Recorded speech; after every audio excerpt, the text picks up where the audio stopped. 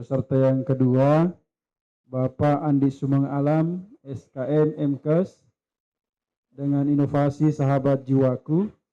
Saya mengucapkan terima kasih mewakili pemerintah kabupaten sudah membuat inovasi dan tentu saja ini membawa dampak baik bagi Kabupaten Wajo.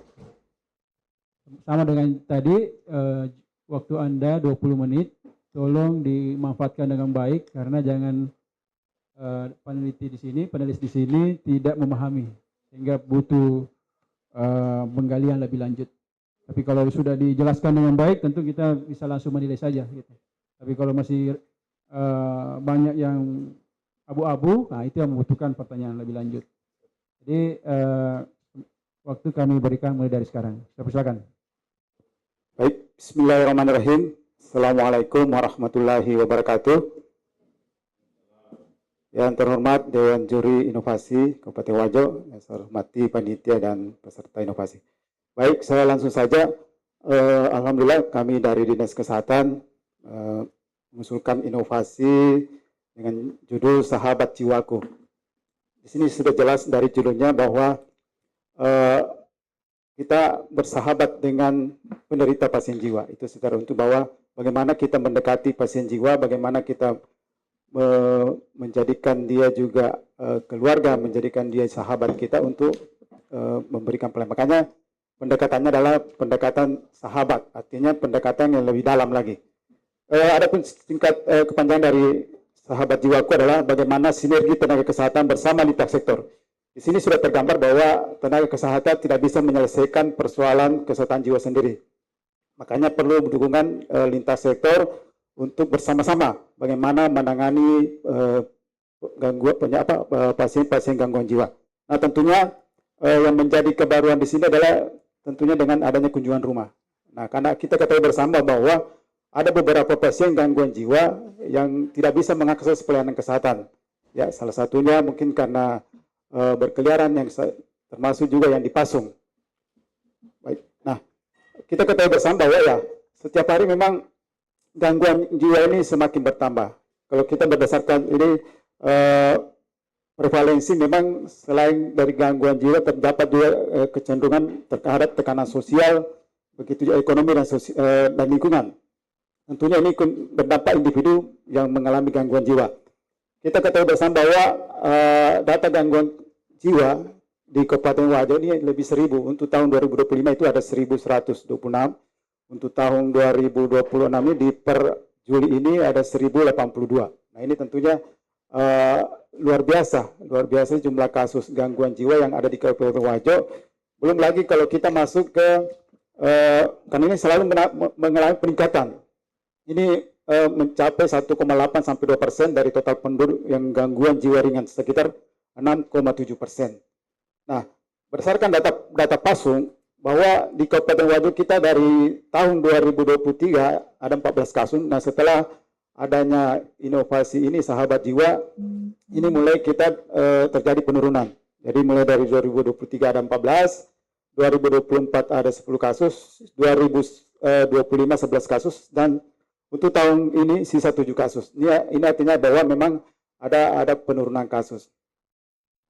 Nah, yang seperti juga tadi bahwa Sahabat Jiwaku ini adalah kolaborasi lintas sektor. Jadi penanganannya di sini kami melibatkan dinas sosial. Kita ketahui bersama bahwa dinas sosial juga mempunyai SPM terkait dengan terlantar dan orang gangguan jiwa, sehingga setiap kami turun juga tetap sama-sama turun. Selain itu ada pemerintah desa, termasuk juga mulai dari kecamatan, desa, kelurahan di lokasi yang akan kita kunjungi. Yang kedua adalah termasuk keterlibatan dari aparat. Jadi ada aparat Babinsa, Babin Kantikmas yang mendampingi kita pada saat turun. Ditambah itu rumah sakit. Nah, rumah sakit ini ada 2, kita butuhkan adalah dokter ahli. Ya, terus tambah perawat jiwanya dan puskesmas. Selain ini juga ada Basnas. Jadi pada saat kita turun, kita juga melibatkan Basnas. Mereka ikut dalam tim di kunjungan, sekaligus Basnas bertugas ini memberikan bantuan bisa keuangan, bisa sembako. Jadi pada saat pasien kita sudah periksa, Basnas juga memberikan sumbangannya di situ. Nah, Eh, di sini ya, kebaruannya adalah pengobatan akurat. Kita ketahui bersama bahwa gangguan jiwa ini sebenarnya eh, pengobatannya tergantung dari pengobatannya. Banyak yang sudah diobati, tapi karena putus obat atau tidak patuh menggunakan obat atau tidak tepat dosisnya, sehingga ya masih terganggu lah, masih biasa mengamuk dan sebagainya. Nah, dengan melibatkan dokter ahli, inilah kebaruannya. Kita bawa turun dokter ahlinya. Selama ini dokter ahli cuma menunggu mungkin di tempat praktek atau di poli rumah sakit, tapi ini kita ajak mereka. Kita ajak mereka turun ke rumah pasien, apalagi pasien yang dipasung. Tentunya yang dipasung ini tidak bisa meninggalkan rumah pun susah, apalagi mau ke rumah sakit. Makanya kita kunjungi. Inilah kelebihannya sahabat jiwaku ini, bagaimana kita mendatangi rumah pasien, apalagi yang dipasung. Selain dokter, kita juga melibatkan perawat jiwa. Nah, pada saat ini kenapa pengobatan akurat? Disitulah baru dicek kembali dosis obat-obat yang selama ini diberikan ke pasien, apakah sudah betul. Jangan sampai dosisnya rendah atau dosisnya kerendah. Makanya dokter ahli juga mengecek dari sebelum dilakukan pengobatan, dicek dulu obat apa yang selama ini dikasihkan. Ya, obat apa yang selama ini diberikan. Kalau memang masih rendah, dokter ahlinya menyesuaikan apakah dosisnya ditingkatkan atau obatnya ditambahkan, suntikannya juga disesuaikan dan sebagainya, sehingga kita harapannya bahwa betul-betul pengobatannya akurat. Nah, ini penting karena banyak pasien sebenarnya sudah mengalami pengobatan, tapi karena tidak tepatnya dosis, tidak tepatnya waktu minum obat, dan tidak tepatnya pemberian obatnya, sehingga mereka masih kembali bisa mengamuk, bisa berhalusinasi dan sebagainya. Nah, ini makanya dokter ahli jiwa yang menetapkan di situ. Nah, yang ketiga adalah edukasi. Jadi yang penting sebenarnya di sini edukasi, karena banyak juga keluarga keluarga sendiri, pasien jiwa sendiri tidak mengurus, malah ada yang membuang, malah ada yang tidak menghiraukan, mengacukan. Ditinggal saya dalam satu rumah, paling dia kasih makan, setelah itu pergi.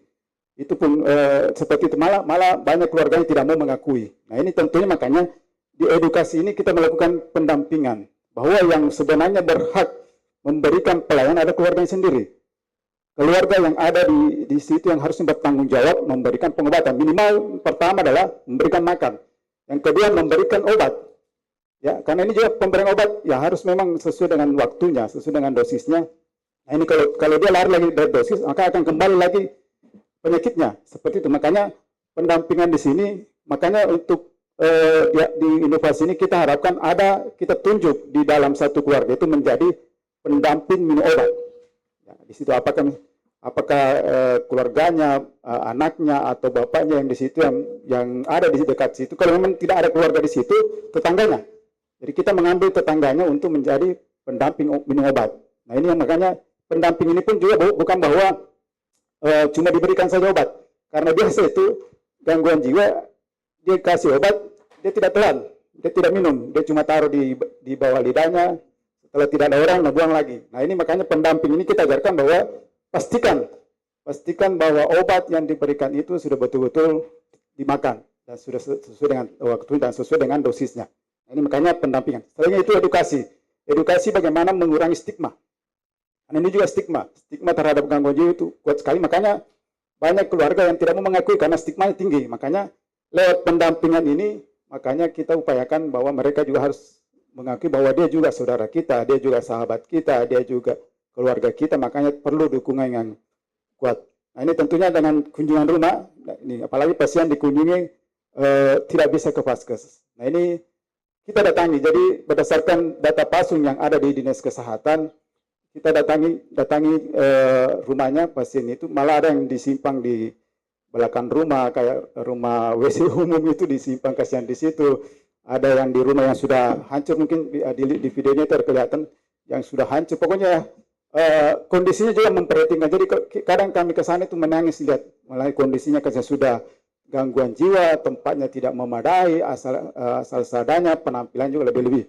Nah, pada saat ini juga, pada saat kita kunjungan bukan cuma mengobati, tapi biasa pernah memandikan juga. Ada yang tidak pernah mandi, kita mandikan pasiennya, dipotong kukunya, dibersihkan dan sebagainya, seperti itu. Jadi kita upayakan betul-betul bersih sebelum kita tinggalkan.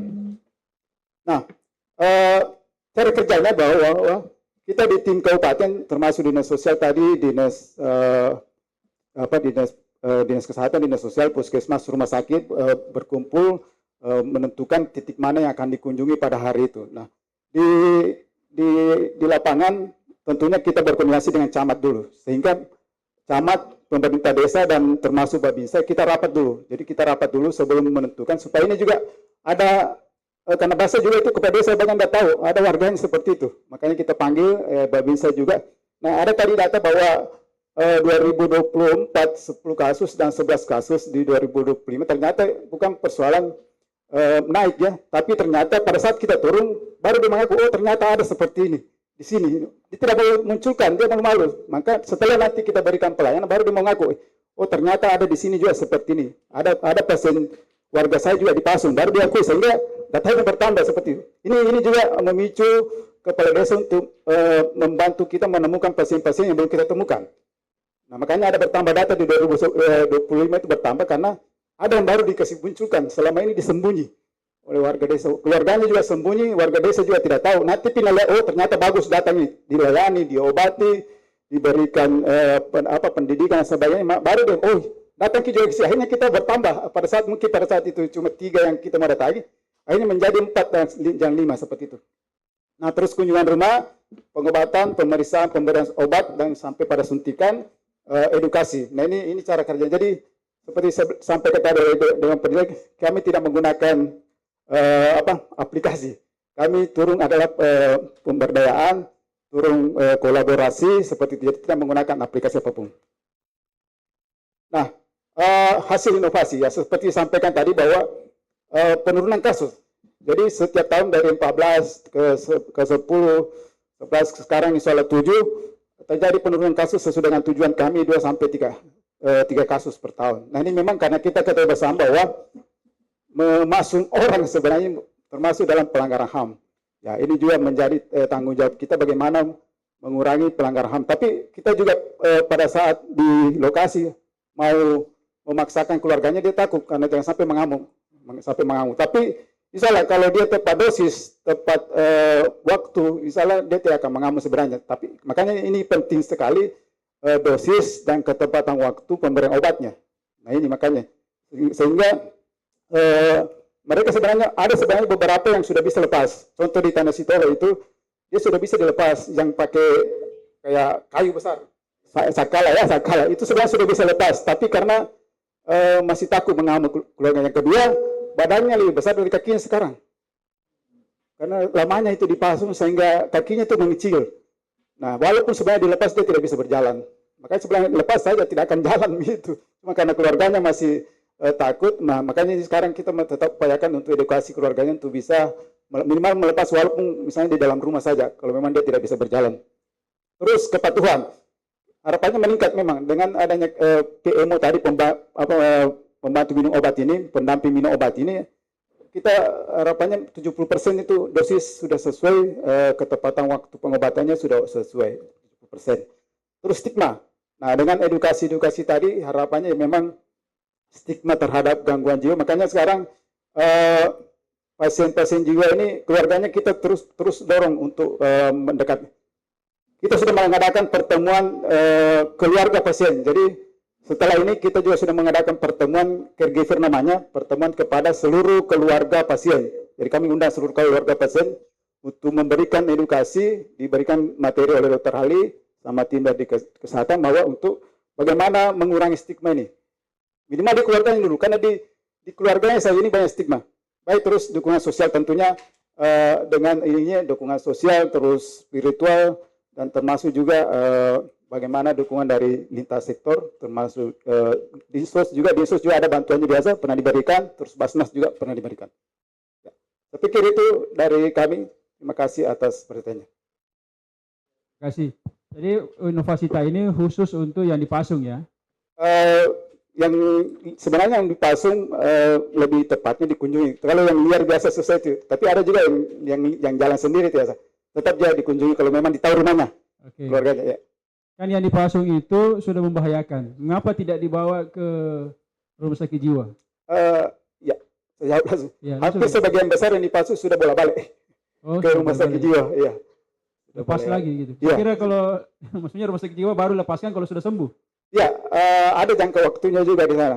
Oke. Ya, jadi sebenarnya sembuhnya itu karena sudah selesai di sana, biasa pulang tidak diobati lagi dengan lanjut. Lepas lagi, akhirnya los obat lagi. Nah, itu yang membuat kambuh lagi. Kan ini sebenarnya penyakit ini tidak bisa sembuh. Ya, tidak bisa sembuh, makanya tentunya harus obatnya terus berjalan. Dari kapan obatnya berhenti, maka dia akan kambuh lagi. Seperti itu.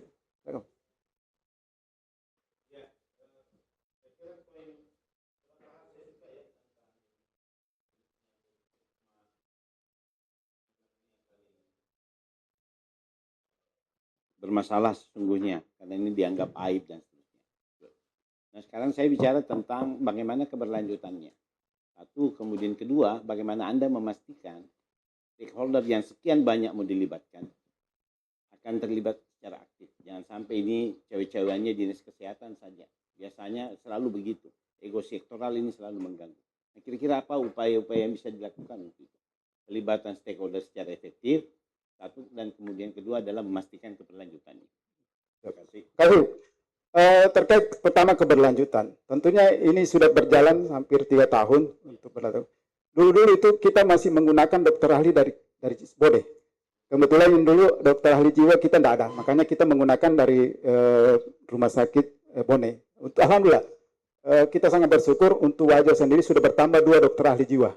Jadi makanya, dan ini pun juga kita sudah turun. Untuk tahun lalu kita sudah turun dengan 2 dokter ahli yang ada. 1 PNS, 1 P3K, ini alhamdulillah. Jadi insya Allah keberlanjutan dengan 2 dokter ini kita sudah malahan lebih leluasa lagi. Kalau dulu masih susah dengan dokter dari Bone, masih harus mengatur menyesuaikan jadwalnya mereka. Kalau sekarang kita bisa mengatur karena sudah 2, sudah bergantian. Terkait dengan bagaimana lintasan, sebenarnya kita sudah ada TPKJM, Tim Penanggulangan Kesehatan Jiwa Masyarakat tingkat kabupaten. Nah, kita harapannya kemarin setiap pertemuan ini kita dorong juga pembentukan TPKJM tingkat kecamatan. Ya, kalau di kabupaten kita ada tim, sebenarnya kalau ada menemukan di mana dilaporkan langsung muncul di grup. Itu walaupun yang liar ya, karena banyak juga yang liar. Sebenarnya ODGJ ini bukan cuma yang ada di sini, banyak juga impor. Begitu kalau ada mau lomba-lomba, misalnya lomba ini dikirim lagi ke Wajo, di perbatasan dilepas.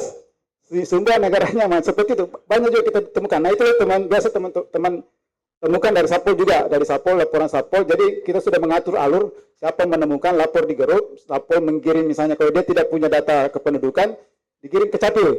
Capil membuatkan data kependudukan, setelah itu Puskesmas memberikan pengobatan, terus dicari keluarganya di mana. Kalau dia orang sini dikembalikan keluarganya, kalau dia orang luar koordinasi dengan, misalnya di Shopping kemarin, ada beberapa yang dari Shopping, kita hubungi Shopping untuk menjemput. Ya, seperti jadi, terus kedua memang keterlibatan lintas ini perlu terus didorong untuk karena memang pertama tadi sama-sama punya tanggung jawab. Kita punya di kesehatannya, dinas sosial juga punya tanggung jawab dengan SPM-nya, pemerintah desa juga punya dengan tanggung jawab warganya dan sebagainya. Seperti itu, Bu. Terima kasih.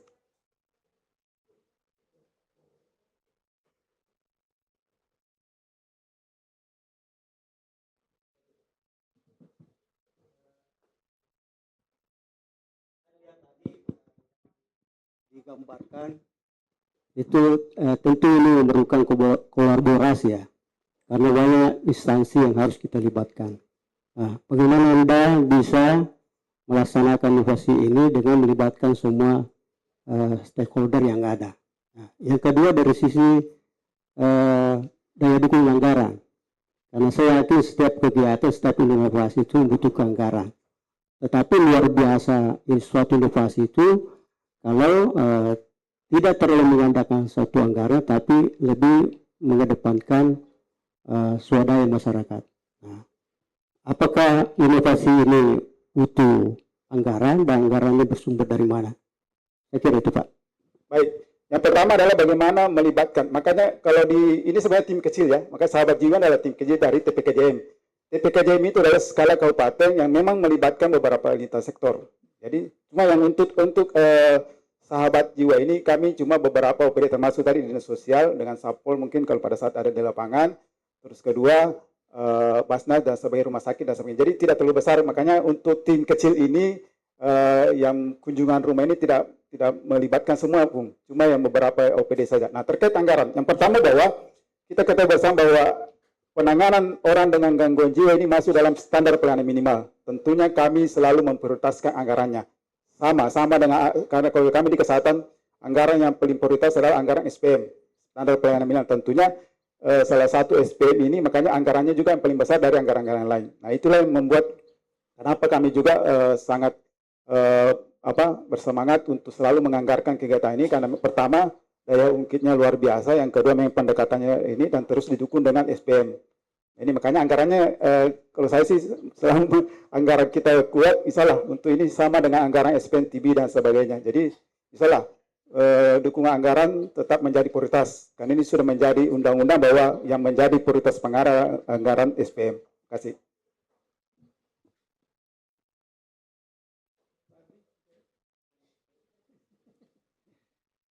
Ya, saya kira sudah habis waktunya ya. Jadi kami ucapkan terima kasih. Kami sudah mendapatkan informasi yang cukup untuk menilai apakah inovasi TAI ini betul-betul bisa berdampak positif terhadap derajat kesehatan di Kabupaten Wajo. Amin. Terima kasih. Silakan kembali. Terima kasih. Assalamualaikum warahmatullahi wabarakatuh. Assalamualaikum.